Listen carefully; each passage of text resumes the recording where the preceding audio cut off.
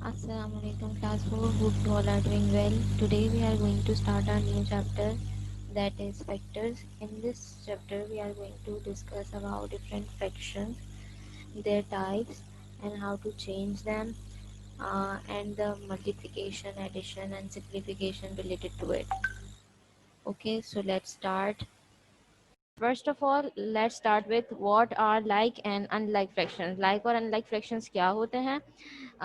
कोई भी ऐसा फ्रैक्शन जो जिसका डिनोमिनेटर सेम हो हमारे पास, उसको हम लाइक फ्रैक्शंस कहते हैं. What is a denominator? जो फ्रैक्शन के अंदर नीचे वाला नंबर होता है उसको हम डिनोमिनेटर कहते हैं.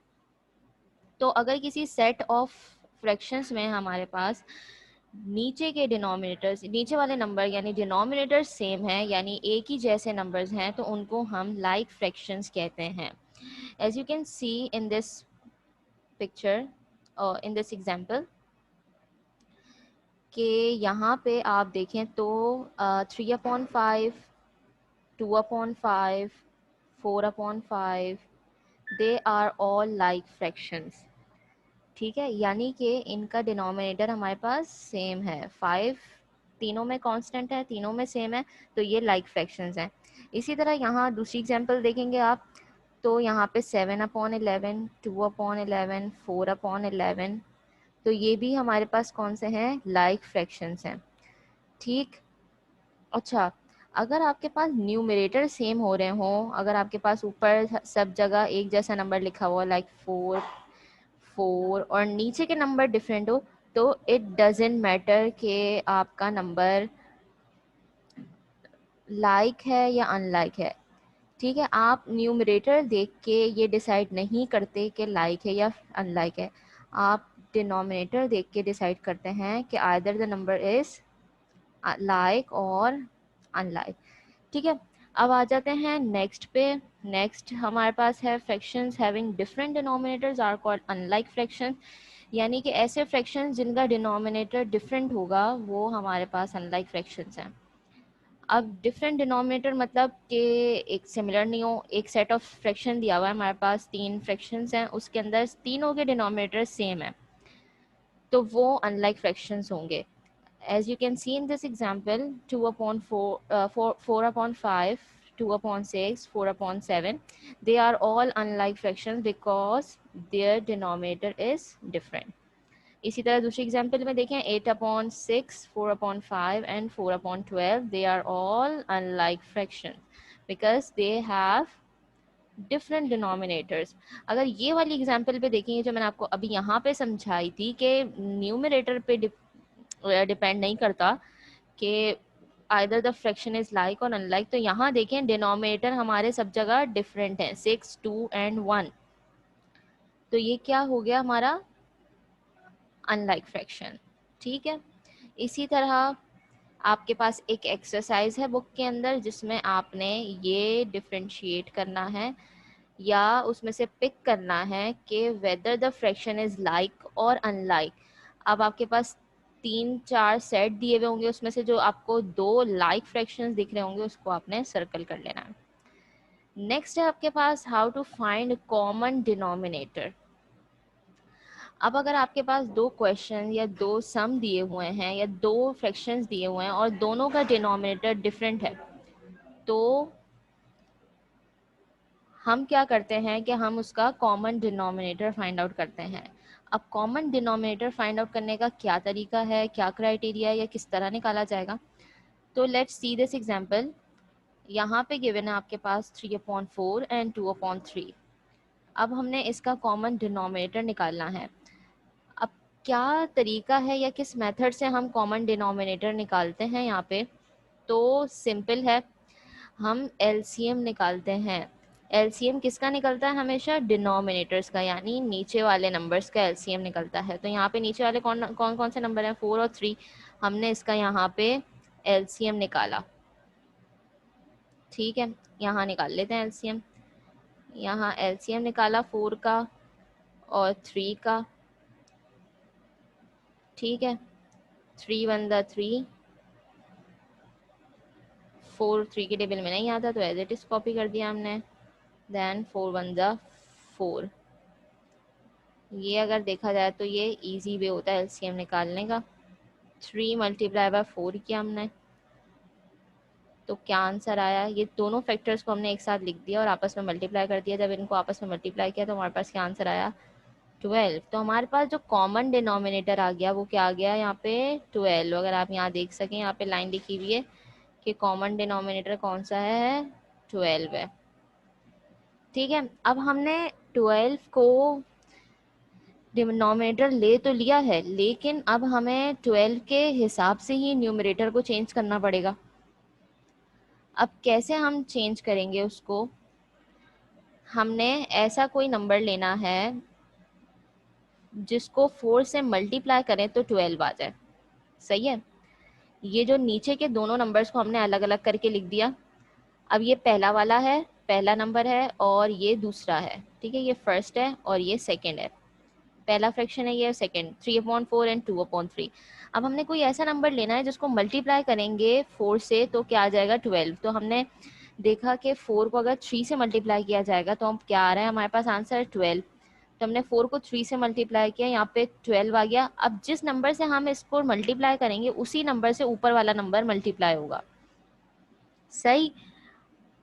तो जब हमने 4 को 3 से मल्टीप्लाई किया तो 12 आया। जब हमने ऊपर वाला नंबर भी 3 से मल्टीप्लाई किया तो हमारे पास क्या आया? 3 3 जा 9। तो अब हमारे पास जो फ्रैक्शन है वो हो गया 9/12। सिमिलरली नीचे क्वेश्चन, नीचे वाला सेकंड फ्रैक्शन है, उसके अंदर 2/3 है। अब हमने ऐसा नंबर देखना है कि जिसको 3 से मल्टीप्लाई करें तो क्या आ जाए? 12। तो हमने देखा कि 3 को 4 से मल्टीप्लाई किया जाएगा तो 12 आएगा। 3 को हमने 4 से मल्टीप्लाई किया तो 12 आ गया। अब सिमिलरली 4 को हमने क्या करना है? न्यूमरेटर से भी मल्टीप्लाई करना है, क्योंकि ज़ाहिर है डिनोमिनेटर चेंज हो रहा है तो न्यूमरेटर भी चेंज होगा। तो जब हमने 4 को 2 से मल्टीप्लाई किया या 2 को 4 से मल्टीप्लाई किया तो हमारे पास क्या आंसर आया? 8/8। And the fraction is 8/12। तो हमारे पास ये जो दो कॉमन डिनोमिनेटर्स के साथ फ्रैक्शंस आ गए, ये कौन से हैं? 9/12 एंड 8/12। यहाँ पे एक स्टेटमेंट लिख दी हमने, 9/12 and 8/12 are like fractions and also equivalent fractions with the same denominator. ये दोनों इक्विवेलेंट फ्रैक्शंस हैं और लाइक फ्रैक्शंस हो गए, दोनों का डिनोमिनेटर सेम है। सेम डिनोमिनेटर है तो इनको हमने लाइक फ्रैक्शन में ऐसे चेंज किया। पहले हमने कॉमन डिनोमिनेटर फाइंड किया, फिर आपस में उनको नंबर्स, ऐसे नंबर फाइंड आउट किए कि जिसको मल्टीप्लाई करने से वो कॉमन डिनोमिनेटर वाला आंसर आता है। फिर उसी नंबर को हमने ऊपर वाले नंबर से मल्टीप्लाई कर दिया तो हमारे पास कॉमन डिनोमिनेटर आ गया और उसी के हिसाब से न्यूमरेटर आ गया। Okay, now moving towards our next topic, that is how to find out whether the sum is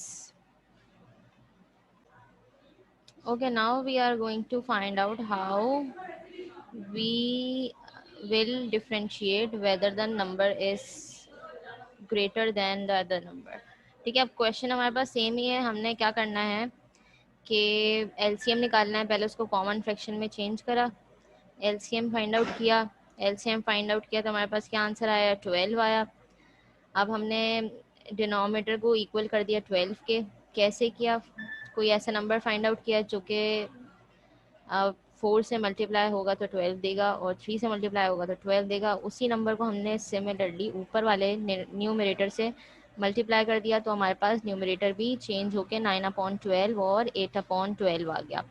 ठीक है, अब हमारे पास 9/12 और 8/12 लाइक फ्रैक्शंस आ गए।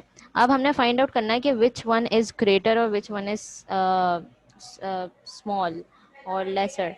तो कैसे पता लगेगा? अब जब हमारे पास कॉमन डिनोमिनेटर आ जाते हैं ना, तो हम सिर्फ न्यूमरेटर चेक करते हैं कि न्यूमरेटर आइदर बड़ा है या छोटा है। तो अगर आप देखें 9/12 और 8/12 में 9 आपके पास बड़ा है तो हमने यहाँ पे क्या किया? सिंपली ग्रेटर का साइन पुट कर दिया, which means 9/12 is greater than 8/12। और आप चाहें तो फिर इसको क्वेश्चन के फॉर्म में भी लिख सकते हैं, यानी कि ये इसका सिंपली क्या आंसर हुआ कि 3/4 बड़ा है 2/3 से। ओके, ठीक है, अब हम चलते हैं नेक्स्ट टॉपिक की तरफ। इसमें हमने क्या करना है? असेंडिंग और डिसेंडिंग ऑर्डर में चेंज करना है। अब कैसे करना है, इसमें भी सेम, पहले हमारे पास क्वेश्चन गिवन है, हम तीन तीन सम तीन फ्रैक्शंस गिवन है, 3/5, 7/10 एंड 9/20। तीनों का जो डिनोमिनेटर है वो डिफरेंट है। अब जब डिनोमिनेटर डिफरेंट है तो हमें उसका कॉमन डिनोमिनेटर फाइंड आउट करना है, और कॉमन डिनोमिनेटर फाइंड आउट करने का क्या तरीका बताया था आपको कि एलसीएम निकालते हैं हम। एलसीएम निकालते हैं हम, एलसीएम निकाला हमने, तीनों का निकाला हमने एलसीएम, दो का निकालेंगे हम एलसीएम, 3/5 का और 7/10 का, क्योंकि बल्कि हम तीनों का एलसीएम निकालेंगे, 5, 10 और 20 का। जब एलसीएम निकला हमारा तो कॉमन डिनोमिनेटर आया हमारे पास 20। ठीक है, अब हमने ऐसे नंबर्स फाइंड आउट करने हैं जो कि इक्विवेलेंट हो 20 के। अब भाई 20 तो यहाँ पे सेम है, तो हम इस वाले फ्रैक्शन को नहीं इक्वल करेंगे क्योंकि ये तो भाई सेम है। तो हम क्या करेंगे, 3/5 को और 7/10 को इक्वल करेंगे 20 के। कैसे, हमने नंबर देखा कि 5 जो है, ऐसा कौन सा नंबर से मल्टीप्लाई होगा कि 20 आ जाए, तो 5 को 4 से मल्टीप्लाई किया तो 20 आ गया। इसी तरह फिर उसी 4 को हमने ऊपर मल्टीप्लाई कर दिया 3 से, तो हमारे पास 12 आ गया। तो फ्रैक्शन क्या हुआ, 12/20। इसी तरह यहाँ पे हमने 7/10 का किया, 10 को किसी ऐसे नंबर से मल्टीप्लाई करना है कि 20 आ जाए। 10 को हमने 2 से मल्टीप्लाई किया तो 20 आ गया। इसी तरह हमने यही 2 को ऊपर न्यूमरेटर से मल्टीप्लाई कर दिया, which is 7 multiply by 2 and the answer is 14। तो हमारा फ्रैक्शन क्या बन गया 14/20। अब 9/20 विल रिमेन सेम, क्योंकि असल में तो हमारा डिनोमिनेटर 20 ही आया है ना, कॉमन डिनोमिनेटर। अब हम इसको चेंज करेंगे तो 1 से मल्टीप्लाई होगा, इवेंचुअली आंसर क्या आएगा, 9/20 ही आएगा। सही है।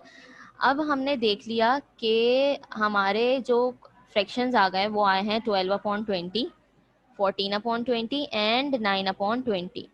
Now we compare our like fractions and arrange them in ascending order, that is from the lowest to highest.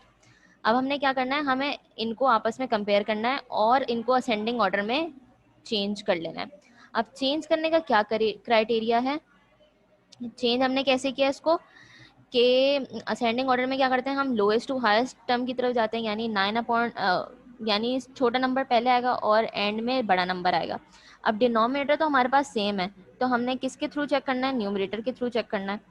अब कैसे चेक करेंगे हम, कि हमने देखा कि यहाँ पे सबसे छोटा नंबर कौन सा है, 9, तो 9/20 सबसे छोटा फ्रैक्शन है, फिर 12/20 है, एंड देन 14/20। तो हमारे पास ये असेंडिंग ऑर्डर में कन्वर्ट हो गया। अब हमने क्वेश्चन के हिसाब से कन्वर्ट करना था, जाहिर है हमें क्वेश्चन को देखते हुए करना था, हमने कॉमन डिनोमिनेटर को देख के थोड़ी करना था। तो हमने अब क्या देखा कि hence the ascending order of the given fractions will be. अब 9/20 कौन सा था, 9/20 हमने एज इट इज कॉपी कर लिया। 12/20 किसका आंसर था, 3/5 का था, तो हमने 3/5 लिख दिया। एंड 14/20 किसका आंसर था, 7/10 का। सही है। तो ये हमारे पास हो गया असेंडिंग ऑर्डर इन फ्रैक्शंस का। अब इसी तरह डिसेंडिंग ऑर्डर में फाइंड आउट करेंगे। डिसेंडिंग ऑर्डर में क्या करते हैं, हम हाईएस्ट टू लोएस्ट टर्म की तरफ जाते हैं, यानी कि सबसे बड़ा नंबर सबसे पहले आता है और सबसे एंड में सबसे लोएस्ट नंबर आता है। तो सबसे बड़ा नंबर कौन सा था, 14/20, देन 12/20 एंड देन 9/20। ठीक है, अब इनको हमने डिसेंडिंग ऑर्डर में कन्वर्ट किया, तो क्या हो गया, 7/10, यानी 14/20 किसका आंसर था, 7/10 का, जिसको हमने कन्वर्ट किया था। 12/20 था 3/5 का, और 9/20 एज इट इज था, ये सबसे लोएस्ट टर्म है। ठीक है, तो इस तरह हम फ्रैक्शंस में फाइंड आउट करते हैं कि हाईएस्ट टर्म कौन सी है और लोएस्ट टर्म कौन सी है, या कॉमन डिनोमिनेटर किस तरह फाइंड आउट करना चाहिए, या किस तरह अनलाइक फ्रैक्शंस को लाइक फ्रैक्शंस में कन्वर्ट करते हैं। I hope you all get this explanation और this topic. इंशाल्लाह नेक्स्ट क्लास में हम नेक्स्ट न्यू टॉपिक के साथ मिलेंगे। टिल देन टेक केयर, अल्लाह हाफिज़।